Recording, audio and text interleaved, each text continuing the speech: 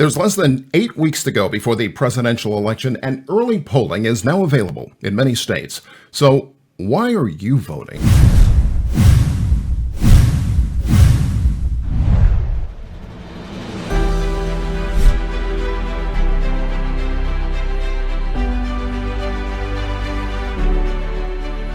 Hey, it's Elliot. Hey, it is getting close to that time when all our votes will be cast, and we'll learn if things will stay the same or if change will come to the White House.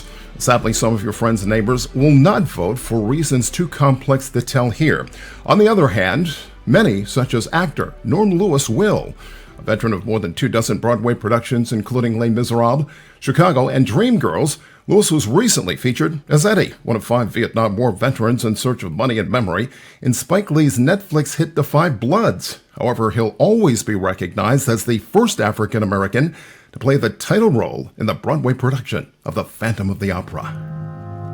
Slowly, gently, night unfurls its splendor. Grasp it, sense it, tremulous and tender. Turn your face away from the garish light of day.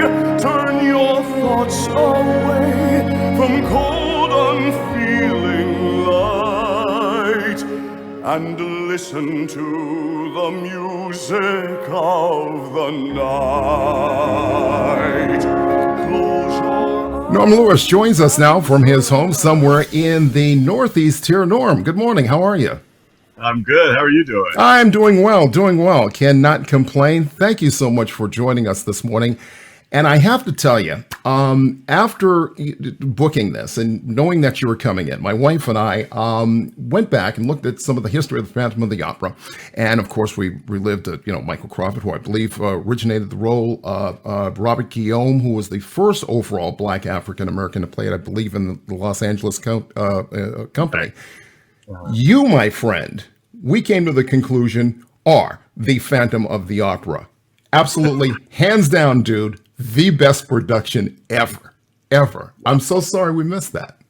Wow. Well, it was an honor to be in the show. I've been dreaming about playing that role for so many years, and it finally came to fruition after 20 years from the first time I saw it back in 1994. Wow. And now it's, of course, Broadway is dark right now, and eventually it will come back. Any possibility that you'll revive the role if there's a revival on Broadway? Well, listen, if they will have me back, I would love to go back. It's one of those roles that you can be, pretty much any age because you're underneath a mask. So as long as you get notes, I love the role. I've loved the show. Like I said, for 20 years, I coveted it. I saw it in 1994 in Toronto with Colm Wilkinson. And then 20 years later, in 2014, I got to play the role on Broadway. Yeah, and you do it well. You really do it well. Talk to me a bit about the Five Bloods. Just recently out on Netflix, co-starring yourself, of course, with many others, Delroy Lindo and Chadwick Boseman. How was it in that production? And what's your reaction to Chadwick's sudden and an untimely death? Wow. So many layers to this whole answer. I was blessed to get the role. I mean, Spike Lee, God bless him, he came to see me do a lot of Broadway shows. And the one in particular he saw like 5 times was Porgy and Bess. And I was a cripple in the show. And so I had my foot turned in a certain way. So he remembered that. And I had played in his TV show, She's Gotta Have It. And from that, he gave me a call one night and said, "Hey, I want you to read a script." And I said, "Okay." And he hung up on me. And so I didn't know anything. Sounds like Spike. I didn't know if he wanted me to be in the movie or just read the script for any kind of approval. Whatever. And so I read the script, and the next day he calls and says, I want you to meet me for dinner in Brooklyn. I go out to Brooklyn. We talk about the script. We talk about the characters. And he says, "I want you to play Eddie."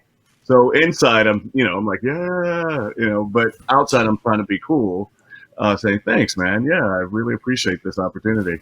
But we shot it in Thailand, and the 4 of us, me, Delroy Lindo, Isaiah Whitlock and Clark Peters, we got to bond for about 6 weeks. Uh-huh. And we got to go through boot camp. We got to do our scenes, things like that. Mm-hmm. And then weeks later, Chadwick Boseman comes in to shoot his scenes. And so we only had a finite time with him. We had like 2 weeks. Right.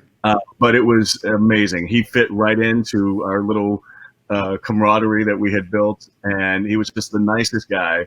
We didn't see any sort of like illness, any sort of slowing down, any sort of anything.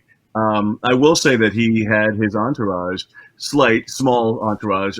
He had someone that was there to give him physical therapy after certain scenes. But I thought, that's because he was a star. He was a little bit thinner than I had anticipated because when I saw him in Black Panther, he's bulked up. And so I'm thinking, well, maybe this is what, the TV film kind of industry is. You have to be a little skinny to look cut. Sure. Or maybe he was working on another role. I didn't know. I just, nothing like he was ill. And so in all conclusion to that, it's so sad because he was only 43 years old and fighting this for like 4 years. And so, it goes into many different layers as far as like colon cancer and being treated for it, and also being, going in, having an examination. Sure. And I'm sure we all felt the same way. It's just a remarkable career in such a short period of time. And I'm sure many people, including yourself, will miss him going forward. Yeah. Let's talk a little bit about your voting experience. We've had this conversation, and what you told me was, I thought, a unique take on it, in that you were very excited to cast your vote at a very early age, were you not? Yeah, absolutely. It was in our household. Every year we would watch the conventions, whether it be the Republican convention or the Democratic convention, just to see who was running and just to see what they had to say. And so it was kind of a staple in our household, and talking about politics. And I just could not wait until I turned 18. So I, give my vote. And even on the local level, I couldn't wait to vote for the mayor. I couldn't wait to vote for the senators, the council people, the senators, governor, things like that. Wow. Well, now going forward, I mean, what was the most, important vote you say of your lifetime? The one that really got you going? Well, I remember I had, I'm going to cut to 1992, and I remember I was getting ready to go on tour with a show. But I delayed my actual date to fly out to wherever the city, I had to meet them, because I wanted to vote on that Tuesday. It was, and that was for Bill Clinton. And so I made sure that I was there on time at the voting booth, and I worked it around that schedule, as opposed to, me putting in an absentee ballot or something.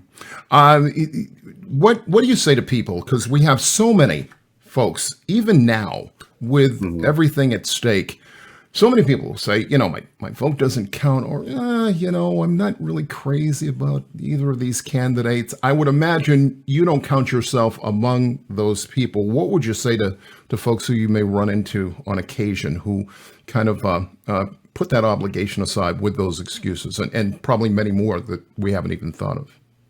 Well, it's interesting because like you said, there is so much apathy when it comes to that. It's like, my one vote won't count, when you just don't know. I mean, I've seen so many close races by a few thousand, a few hundred. I've even heard of people losing by a few hundred. So it's really, really important. I mean, not to really get all ethereal, but our ancestors fought for this freedom, and for a long time we could not vote. And so it's so important for us to, especially if we're going to have a say or a stake in this economy, in this government, and just in this society, we have to make our voices known. And voting is it's not a privilege, it's a right.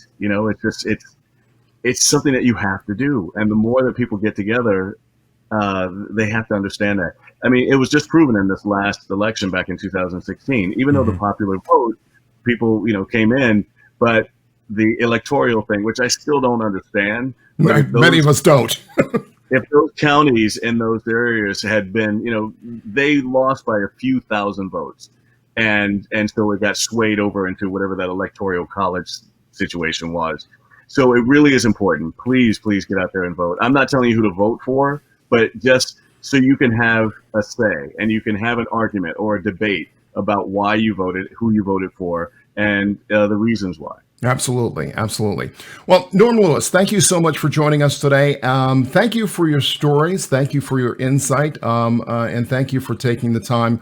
Best of luck going forward, and all good future for you and your family. Thank you. And this has been a joy. Thank you for having me on. Okay, my pleasure. Remember, there are currently 47 states in the U.S. that allow early voting or vote by mail. That's why we're leaving some links in the comments below to help you cast your ballot conveniently and safely. Remember to like us on Facebook, subscribe to our YouTube channel, then go vote. In person, vote by mail if you have to, vote early if you can, but go vote.